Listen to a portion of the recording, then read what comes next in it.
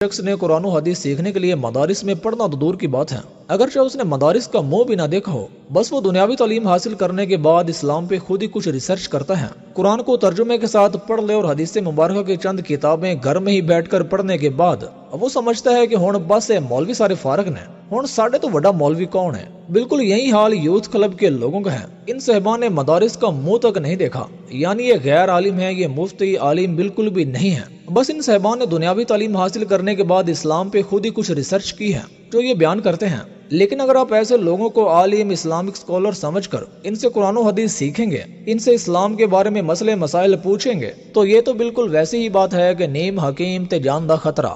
مطلب کہ اگر آپ کی طبیعت خراب ہو اور کسی ڈاکٹر کے پاس آنے پر آپ کو پتا چلے کہ یہ تو ڈاکٹر ہے ہی نہیں، اس نے تو کوئی ڈاکٹری کا کورس نہیں کیا ہے، بس اس نے میڈیسن کے اوپر اپنی خود کی کچھ ریسرچ کی ہوئی ہے جو یہ لوگوں کو دوائی دیتا ہے، تو کیا آپ ایسے ڈاکٹر سے دوائی لیں گے؟ ہرگز نہیں، بلکہ آپ کہیں گے کہ نا پیا میں کیوں اپنی جان خطرے میں ڈالوں، میں تو کسی اچھے خاصے ڈاکٹر سے دوائی لوں گا جو حقیقت میں ڈاکٹر ہے۔ تو میری جان دین اسلام بھی کوئی اتنی معمولی چیز نہیں ہے جو آپ جس سے چاہے سیکھنا شروع کر دیں۔ سامنے والا چاہے دین کے نام پر کہانیاں گڑ گڑ کے سنا رہا ہو، چاہے وہ گستاخیاں کر رہا ہو، چاہے وہ نبی صلی اللہ علیہ وسلم پر جھوٹ باندھ رہا ہو، اب جیسا کہ یوتھ کلب کے صاحبان کا جھوٹ سنیں، یہ صرف ایک جھوٹ ہی نہیں بلکہ یہ پیارے نبی صلی اللہ علیہ وسلم پر یوتھ کلب کی طرف سے باندھا گیا ایک بہتان ہے۔ جناب کہتے ہیں کہ ایک صحیح حدیث میں آتا ہے کہ قیامت کے قریب دجال کی بیعت، دجال کو فالو سب سے زیادہ علماء کریں گے۔ اس وقت مسلمانوں میں کون اس کو فالو کرے گا؟ آپ لوگ حیران رہ جائیں گے۔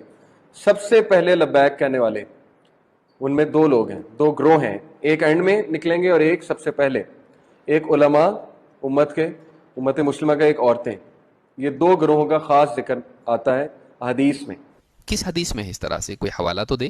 جہاں تک بات ہے علماء کی، تو ہمیں یہ رائٹ نہیں ہے کہ ہم علماء کو اس پہ پرکھیں، لیکن میں نے آپ کو حدیث سنا دیا کہ امت مسلمہ کے علماء وہ بھی دجال کو بہت فالو کریں گے، حدیث میں آتا ہے۔ کون سی حدیث کی کتاب میں یہ لکھا ہے؟ ذرا ہمیں وہ کتاب تو بتائیں، حدیث نمبر تو بتائیں۔ حالانکہ صحیح حدیث تو بڑی دور کی بات ہے جو یہ صاف فرما رہے ہیں، یہ الفاظ تو کسی جھوٹی ضعیف حدیث میں بھی دیکھنے کو نہیں ملتے۔ آپ صلی اللہ علیہ وسلم نے فرمایا کہ آخری زمانے میں کچھ لوگ آئیں گے جو دجال و کذاب ہوں گے، جو ایسی ایسی باتیں، ایسی ایسی حدیثیں تمہیں سنائیں گے جو تم سے پہلے کسی نے نہیں سنی ہوں گی، تم نے، تمہارے باپ دادا نے، کسی نے نہیں سنی ہوں گی، اور وہ ایسی ایسی باتیں، ایسی ایسی حدیثیں سنانے والوں کی ایک تصویر یوتھ کلب کے یہ لوگ ہیں کہ علماء اکرام کی کثرت ہوگی دجال کی بیعت میں اور عورتوں کی کثرت ہوگی۔ تو یہ ہمارا تو کوئی بچت نہیں ہے، اگر عالم کھیلتے رہے نا ہم، تو دجال کیس والے تو گئے ہم تو۔ جنہ مرضی جھوٹ مار لو، تو کسی نے ڈکنا کیا ہم کیا کریں؟ مسئلہ یہ ہے کہ ہمارے حدیث کے مطابق ہی حدیث یہ ہے کہ عورتیں، زیادہ تر عورتیں اور زیادہ تر علماء کرام دجال کے اوپر بیعت ہو چکے ہوں گے۔ حدیث یہ ہے کہ دجال کے فالوورز میں سے بیشتر جو ہوں گے وہ عورتیں اور علماء کرام ہوں گے۔ کہاں ہے یہ الفاظ؟ اسی لیے تو ہم نے کہا نا، کس نے بتایا؟ ابلیس نے۔ بیٹے ایسے بولو، بیٹے نے بول دیا، بیٹے نے بولا، سننے والے بھی وہی ہے، انہوں نے کون سا کتابیں کھول کے دیکھنی ہے؟ کچھ بات آ رہی ہے سمجھ میں؟ نہیں بہرحال۔ اور یہ میں بہت ڈرانے والی حدیث سنا رہا ہوں، یہ مستند حدیث ہے کہ دجال کے اوپر میری امت کی عورتیں اور علماء کرام کثیر تعداد میں بیعت کریں گے، کثرت ہوگی۔ حالانکہ یہ ایک پروپوگنڈا ہے، ایک سازش ہے جو لوگوں کو علماء سے دور کرنے کے لیے کی گئی ہے، تاکہ عوام سوچے کہ اچھا دجال کے ساتھ علماء ہوں گے، لہٰذا یہ علماء دجالی لوگ ہیں، دجال کی پارٹی کے لوگ ہیں، اس لیے ان سے بچنا چاہیے۔ اب ذرا ساحل عدیم کو سنیں۔ جناب کہتے ہیں کہ اسلام میں گدھے کا گوشت تو حرام ہے ہی نہیں، گدھے کا گوشت تو اسلام میں حلال ہے، اسے کھایا جا سکتا ہے۔ آپ سب کے اس وقت روم میں بیٹھے ہوئے کچھ لوگوں کے لیے نئی انفارمیشن ہوگی کہ گدھا تو حرام ہے ہی نہیں اسلام میں۔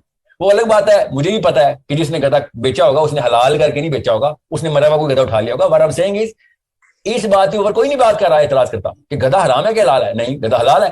یہ چند چڑھانے کے بعد جب ساحل عدیم پر لوگوں نے تنقید کرنا شروع کیا تو اس غلطی سے رجوع کرنے کی بجائے ساحل عدیم نے ایک اور جھوٹ بولنا شروع کر دیا۔ جناب نے کہا کہ جی لوگ میری ایک ویڈیو میں سے آؤٹ آف کنٹینٹ کلپ نکال کے اعتراض کر رہے ہیں، میں نے تو ایسا کچھ کہا ہی نہیں ہے۔ یہ نیا ٹرینڈ شروع ہوا ہے کہ اور یہ جو لوگ بھی ویڈیوز کاٹتے ہیں نا، ان کو بتا رہا ہوں، وہ خیانت کرنا بند کر دیں، اور جو بھی لوگ 1 منٹ 2 منٹ کی ویڈیو دیکھ کے فتویٰ دے رہے ہیں، ان کی تو دماغی توازن درست نہیں ہے، ان کو فتویٰ دینے کے لیے کس نے بٹھا دیا؟ ان کا دماغی توازن درست نہیں۔ 4 گھنٹے کی ویڈیو میں سے 1 منٹ نکال کے فتویٰ ساحل عدیم نے گدھا حلال کر دیا ہے۔ वो सच ही कहते हैं कि एक झूठ छुपाने के लिए 100 झूठ बोलना पड़ता है। अब जरा आप इसका ये पूरा क्लिप तफसील से सुने और बताएं कि ये कहां से आउट ऑफ कंटेंट यूज किया गया है। तो बात हराम हलाल की खत्म हो गई। मैं डेनमार्क में बैठा हुआ था और मुझे 11 घरों में दावत थी सेशन से। 11 के 11 घरों में पहला सवाल पता क्या था? उन दिनों ये खबर शायद चल रही थी, आप पाकिस्तान में ना, पाकिस्तान से क्या हालात चल रहे हैं पाकिस्तान। हर एक ने GOARY लगाया होता है ना। ये हमारी बदबख्ती के पीछे, क्रिटिकल थिंकिंग बहुत दूर की बात है, हमारी तो बेसिक थिंकिंग खत्म की हुई है। और मैं खाने में बिठाया हुआ है, पहला सवाल, आप लोग पाकिस्तानी खाने, इंडियन पाकिस्तानी मिक्स, ज्यादातर पाकिस्तानी खाना, आप लोग वहां पे गधा खा रहे हैं, पाकिस्तान के ये हालात हो गए। डेनमार्क में, सोचें डेनमार्क में ये मेरे साथ हो रहा है। पहला सवाल, पाकिस्तान में खोता खाते हो तुम लोग? और मैं पता क्या सोच रहा हूं, यार तेरी उम्र 80 साल हो गई है, तुझे इतना नहीं पता कि गधा असल में हराम नहीं है इस्लाम में? किसने रवायत कहां से लाए हो? बुखारी मुस्लिम में कहां से निकालो? गधा तो कहीं पे भी हराम नहीं है। और जो तुमने ये मुर्गी पकाई हुई है, ये वाहिद मुल्क है दुनिया का वाहिद मुल्क है डेनमार्क, जहां पे हलाल मीट बैन है। तुमने ये हराम खाना सामने रखा हुआ है मेरे, और तू जिस चीज को अल्लाह ने हलाल किया हुआ है उसको तू समझ रहा हराम है। क्यों? क्योंकि जो खुद नहीं कुछ आपने एवेल्युएट करना। आप सबके इस वक्त रूम में बैठे हुए कुछ लोगों के लिए नई इन्फॉर्मेशन होगी कि गधा तो हराम है ही नहीं इस्लाम में। वो अलग बात है, मुझे भी पता है कि जिसने गधा बेचा होगा उसने हलाल करके नहीं बेचा होगा, उसने मरा हुआ कोई गधा उठा लिया होगा। वर आई एम सेइंग इज, इस बात के ऊपर कोई नहीं बात कर रहा है, एतराज करता कि गधा हराम है कि हलाल है। नहीं, गधा हलाल है। घोड़ा गधा हर समय हलाल जानवर है इस्लाम में।